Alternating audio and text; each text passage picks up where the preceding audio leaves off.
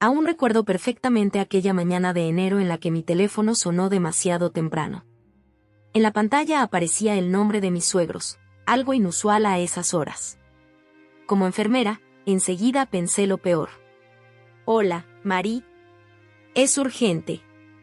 La voz de mi suegra temblaba ligeramente. Necesitamos tu ayuda. Me enderecé en la cama, ya en modo profesional. ¿Qué ocurre? Va todo bien. Hemos ganado un viaje, anunció, pillándome completamente desprevenido. 2 semanas en Grecia. Un viaje que hicimos en una competición el año pasado. Pero Sara. Sara. Mi cuñada de 28 años. Nunca habíamos estado muy unidas, a pesar de que yo llevaba 5 años casada con su hermano. Nuestras interacciones se limitaban a las obligatorias reuniones familiares. ¿Cómo está?, pregunté amablemente, sabiendo que aún se estaba recuperando de su accidente de coche. Ese es el problema, suspiró mi suegra. Sigue postrada en la cama. Los médicos dicen que necesita varias semanas más de reposo. No podemos dejarla sola, pero el viaje es ahora o nunca. El plazo vence en 3 días. Empecé a ver a dónde quería llegar. ¿Y te gustaría que yo? Eres enfermera, me cortó entusiasmada. Vives a menos de 10 minutos de nosotros. Eres la persona perfecta. Me pellizqué el puente de la nariz, sintiendo que me venía el dolor de cabeza. Trabajo, ya sabes. Tienes un horario flexible en el hospital, ¿no? Además, es tu cuñada. 1 hora más tarde, me encontraba en su salón, sentada tomando un café que no había pedido, mientras mis suegros desplegaban todo su arsenal de persuasión. Sería muy amable por tu parte, insistió mi suegro. Evidentemente, correremos con todos los gastos. Además, os uniría más, añadió esperanzada mi suegra. Sara, desde su habitación de arriba, no tenía nada que decir al respecto. De hecho, me preguntaba si siquiera conocía el plan. Debería decírselo a Thomas, intenté, pensando en mi marido. Ya le hemos llamado, respondió triunfante mi suegro. ¿Está de acuerdo? Por supuesto que lo estaba. A Thomas siempre le había costado decir que no a sus padres. Tras 2 horas de lo que parecía más un interrogatorio que una conversación, finalmente cedí. ¿Cómo podía negarme?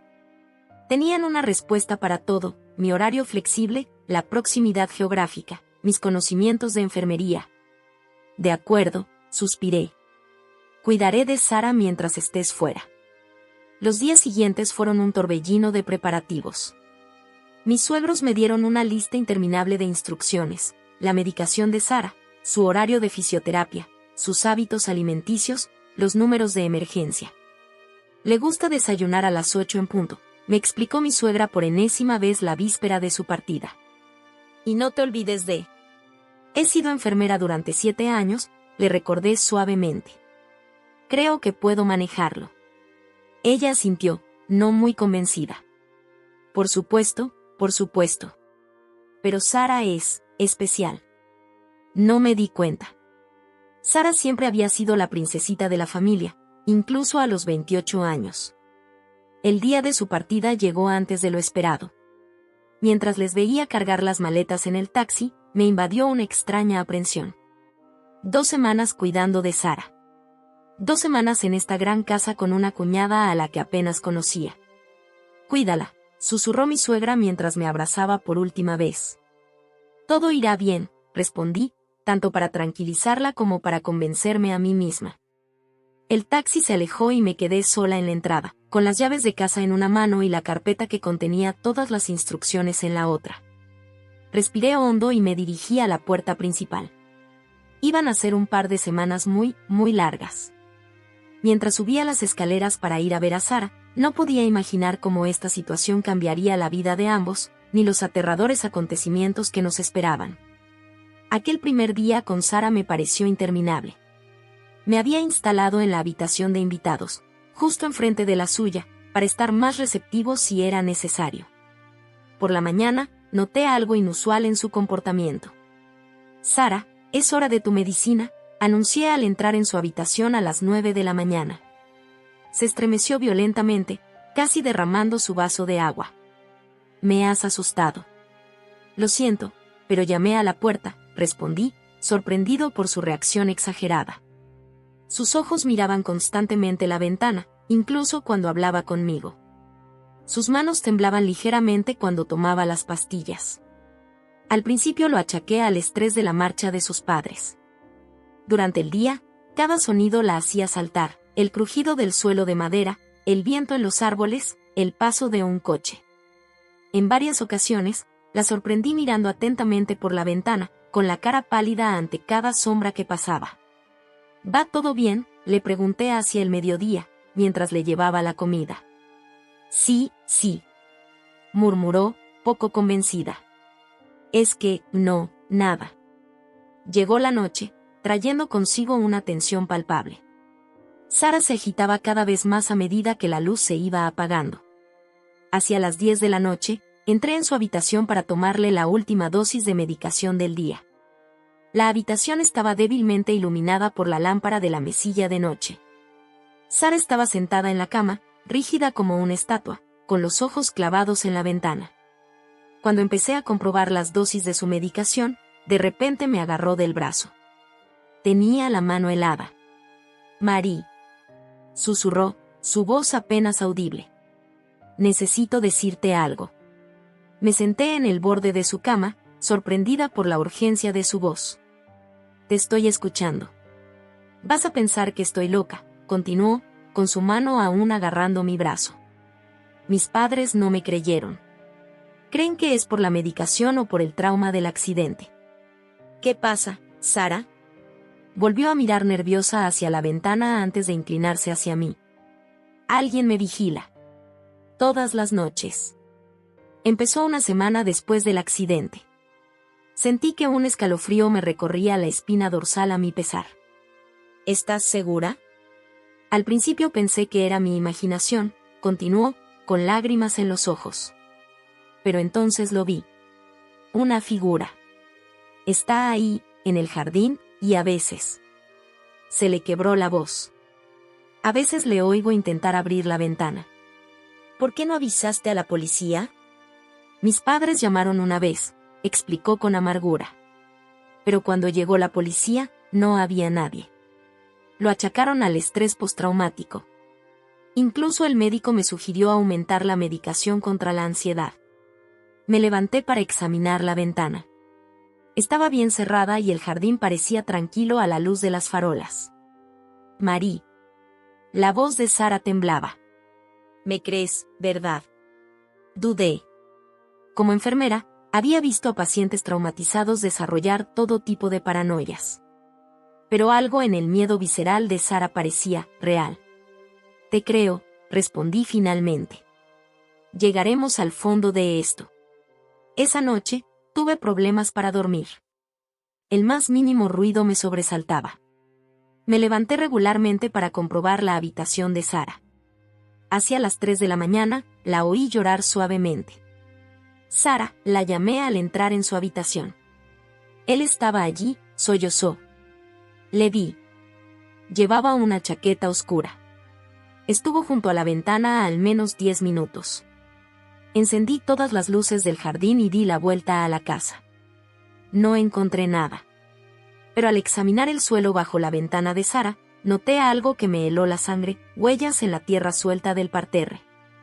De vuelta en su habitación, tomé una decisión. A partir de ahora, dormiré aquí, en el sillón. No tienes que.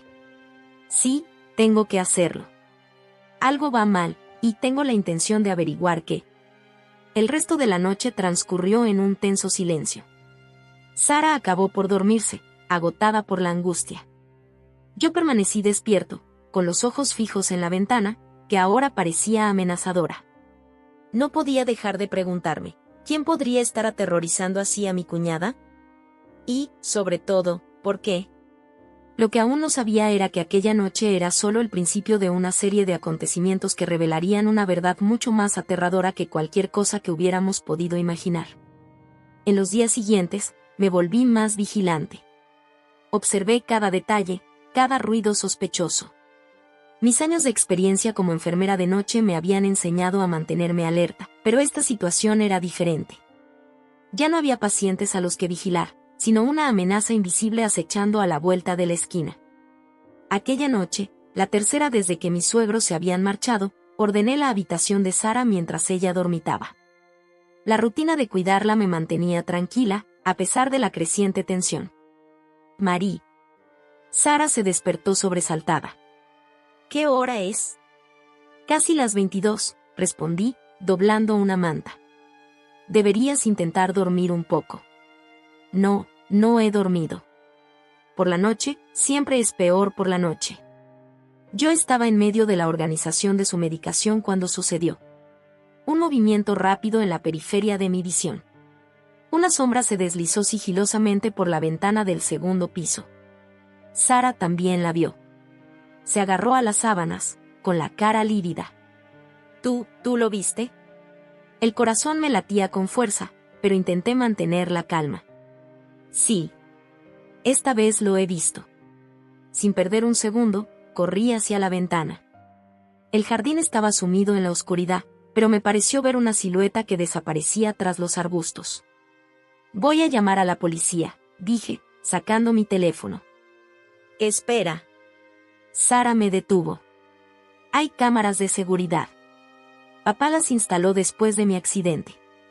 ¿Podríamos comprobar primero las grabaciones? Me había olvidado por completo del sistema de vigilancia. Mi suegro me había enseñado a acceder a él desde el ordenador de la oficina. Vuelvo enseguida, le dije a Sara. Cierra la puerta. En el despacho, encendí el ordenador con manos temblorosas. El programa de vigilancia era fácil de usar. Empecé por comprobar las grabaciones de la noche. Es imposible, murmuré. Los vídeos de las últimas horas habían desaparecido. De hecho, yendo más atrás, descubrí que casi todas las grabaciones nocturnas de los últimos 3 meses habían sido borradas. Sara, llamé a través de la puerta. ¿Puedes dejarme entrar? He encontrado algo. Abrió la puerta, con los ojos llenos de aprensión. Le expliqué mi descubrimiento. ¿Cómo es posible?, preguntó. ¿Quién podría tener acceso a las cámaras? El sistema está conectado a Internet, reflexioné en voz alta. Alguien podría acceder a él a distancia si tuviera los códigos. Se hizo un gran silencio entre nosotros. La implicación era clara, no se trataba de un merodeador cualquiera. Era alguien que conocía la casa, el sistema de seguridad, nuestros hábitos. Sara, empecé suavemente, ¿hay alguien que tuviera una razón para vigilarte? Ella apartó la mirada, jugando nerviosamente con el borde de su manta. Yo, no lo sé. Tienes que contármelo todo. La más mínima información puede ser importante. Respiró hondo. Puede que haya. Lucas. ¿Lucas? Mi exnovio. Es médico residente en el hospital donde me ingresaron tras el accidente. Fue él quien me trató al principio. Me senté en el borde de la cama. ¿Por qué nunca lo mencionaste? Porque tenía miedo de parecer paranoica. Venía a verme a menudo durante mi convalecencia, incluso cuando ya no era necesario. Insistía en comprobar personalmente mi evolución. Mis padres pensaron que era considerado, pero había algo en la forma en que me miraba. Como si estuviera feliz de verme así. Una vez le pillé cambiando mis dosis de medicación sin decírselo a nadie. Mis instintos de enfermera se pusieron en marcha. ¿Se lo dijiste a alguien? No. Poco después, pedí cambiar de médico. Se lo tomó muy mal. Esa fue la última vez que lo vi, oficialmente. Saqué mi teléfono. Esta vez Sara no me detuvo. Emergencia policial, al habla. Buenas noches, me gustaría informar de algo preocupante. Pasé los siguientes 20 minutos explicando la situación, los avistamientos nocturnos, los vídeos borrados, las sospechas sobre Lucas. La mujer policía al otro lado de la línea se tomó el asunto en serio, sobre todo cuando mencioné que se trataba de un médico que potencialmente había abusado de su posición. Una patrulla está en camino, anunció. Mientras tanto, Cierren todas las salidas y permanezcan juntos. Esa noche, mientras esperábamos a la policía, Sara me contó toda la historia de su relación con Lucas. Cuanto más hablaba, más me daba cuenta de que quizás solo habíamos visto la punta del iceberg. Las cosas sucedieron muy deprisa tras la llamada a la policía. 2 coches patrulla llegaron en silencio, con las luces apagadas. Los agentes se tomaron inmediatamente la situación en serio, sobre todo cuando descubrieron que el sospechoso era médico. Señora, me dijo la detective jefe, una mujer de unos 40 años llamada Claire Dubois. Vamos a establecer una vigilancia discreta de la casa. En los días siguientes, la policía llevó a cabo una investigación exhaustiva. Analizaron el sistema de seguridad y descubrieron que, efectivamente, alguien había accedido a las cámaras a distancia, utilizando una cuenta creada poco después del accidente de Sara. La cuenta se creó desde un ordenador del hospital, nos explicó la inspectora durante una de sus visitas. La rastreamos hasta el departamento donde trabaja el doctor Lucas Mercier. Sara palideció al oír el nombre. Así que realmente era él. La policía instaló sus propias cámaras, indetectables y que funcionaban con un sistema cerrado. La tensión en la casa era palpable. Todas las noches permanecía despierto, atento al menor ruido sospechoso. Una semana después de que comenzara la vigilancia, hacia las 3 de la madrugada, mi teléfono vibró suavemente. La señal coincidía con la de la policía. «Está en el jardín», me susurró al oído el detective Dubois. «Nuestros hombres están en posición. Mantengan la calma y aléjense de las ventanas». Sara estaba dormida gracias a los somníferos. Me senté junto a su cama, con el corazón palpitante, escuchando los ruidos apagados que venían de fuera. De repente, un crujido. Alguien intentaba abrir la ventana francesa de la planta baja. Todo sucedió muy deprisa. Gritos, ruidos de carreras, el inconfundible sonido de unas esposas cerrándose de golpe. Después, silencio. «Se acabó», anunció la inspectora al entrar en la habitación. «Le tenemos». Lucas Mercier, de 32 años, había sido detenido cuando intentaba entrar en la casa. Llevaba guantes y una llave maestra, y en su mochila la policía encontró jeringuillas y medicamentos. Pero lo más inquietante estaba por llegar. En su coche, aparcado a unas calles más allá, los investigadores descubrieron un cuaderno. Su diario. La inspectora Dubois volvió a vernos al día siguiente. Su rostro grave delataba la seriedad de lo que tenía que contarnos. «Lo que hemos encontrado», vaciló. Ella vaciló. «Esto es más serio de lo que pensábamos». Abrió una carpeta y sacó fotocopias del diario. Las páginas estaban cubiertas de una escritura nerviosa y obsesiva. «Había estado siguiendo a Sara durante meses antes del accidente», explicó el detective. «Pero lo más preocupante». Sara me agarró la mano. «¿Qué? ¿Qué pasa?» El accidente no fue un accidente. El silencio que siguió a esta revelación fue ensordecedor. Sentí que la mano de Sara se estrechaba contra la mía. En su diario, continuó el detective, detalla cómo saboteó los frenos de tu coche. Escribe que era la única forma de mantenerte cerca de él. Sabía que, como médico de guardia esa noche, sería el primero en atenderte. Sara empezó a temblar violentamente. Le asaltaron los recuerdos de aquella noche terrible, la pérdida de control del coche, el terror, el dolor.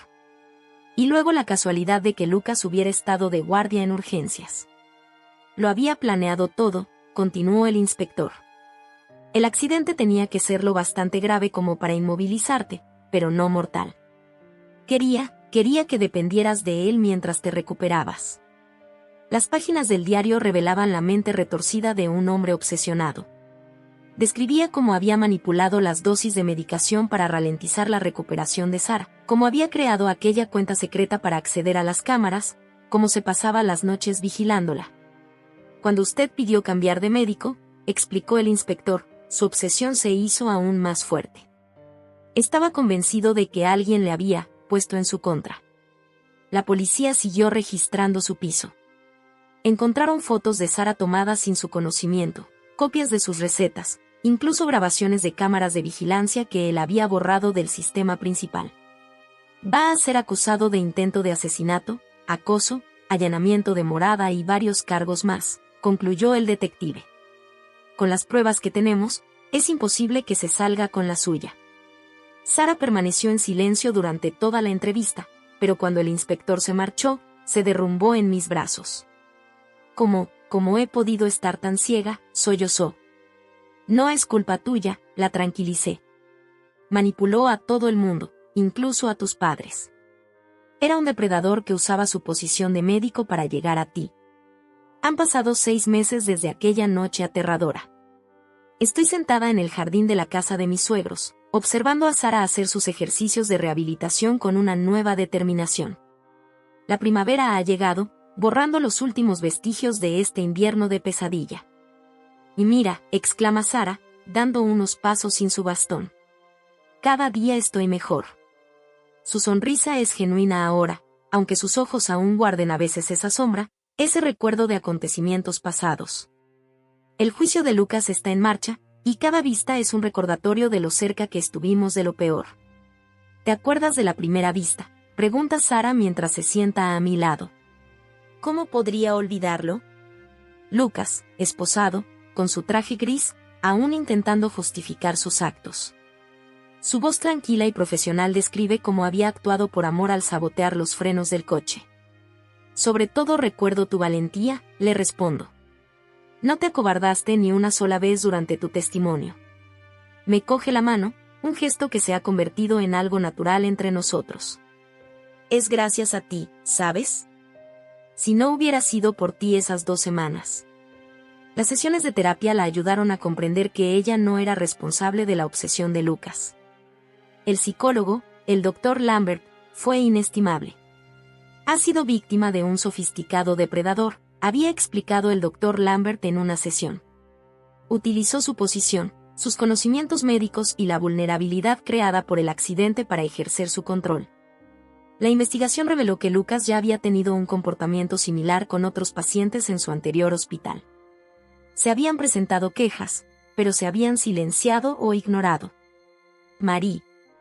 La voz de Sara me devuelve al presente. Los padres vuelven hoy de su viaje a Grecia. El que no pudieron hacer por todo esto. Sonreí. Mis suegros habían pospuesto finalmente su viaje, negándose a marcharse tras conocer la verdad sobre el accidente. Ahora, 6 meses después, por fin han podido hacerlo, sabiendo que Sara está a salvo. ¿Crees que notarán los cambios en la casa?, pregunta Sara con una risita.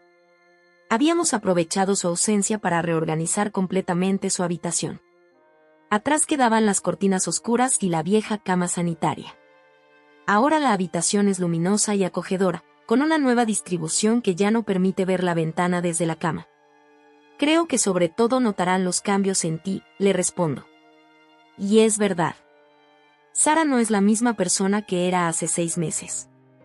La terapia, la rehabilitación física y, sobre todo, la verdad sobre su accidente la han transformado. Retomó sus estudios de Derecho a distancia, decidida a convertirse en abogada especializada en casos de acoso médico. La orden de alejamiento sigue en vigor, me recuerda. Aunque salga algún día, no podrá acercarse a mí. Aún no se ha dictado sentencia, pero con todas las pruebas acumuladas, Lucas se enfrenta a una dura condena. Su obsesión, meticulosamente documentada en su diario, las pruebas técnicas de su infiltración en el sistema de vigilancia, los testimonios de otras víctimas que se presentaron tras su detención. Todo ello conforma el retrato de un depredador calculador. ¿Sabes qué es lo más extraño?, reflexiona Sara. Si no hubiera sido por todo esto, probablemente nunca nos habríamos hecho íntimos. Es verdad. Antes de estos acontecimientos, éramos poco más que conocidos, unidos solo por mi matrimonio con su hermano. Pero ahora, eres más que una cuñada, le digo. Eres una amiga. Uno de verdad. Con lágrimas en los ojos, me abraza. La mejor. El sonido de un coche nos interrumpe. Nuestros suegros han vuelto, bronceados y sonrientes. Al ver a Sara de pie en el jardín sin su bastón, mi suegra suelta un grito de alegría. Querida mía. ¿Qué estás caminando? La reunión fue conmovedora. Sara les cuenta sus progresos, sus planes de estudio, su nueva determinación. Me quedo atrás, observando a esta familia que ha superado lo impensable y ha salido fortalecida. Marie, me llama mi suegro. Ven aquí. Formas parte de esta familia, más que nunca. Esa noche, durante una cena improvisada, escuchamos los relatos de su viaje a Grecia. Pero me doy cuenta de que sus miradas vuelven una y otra vez a Sara, como si quisieran asegurarse de que realmente está allí, sana y salva, curándose. Y se está curando, paso a paso, día a día. La sombra de Lucas se desvanece poco a poco, sustituida por la luz de nuevos proyectos, nuevas amistades, una nueva vida.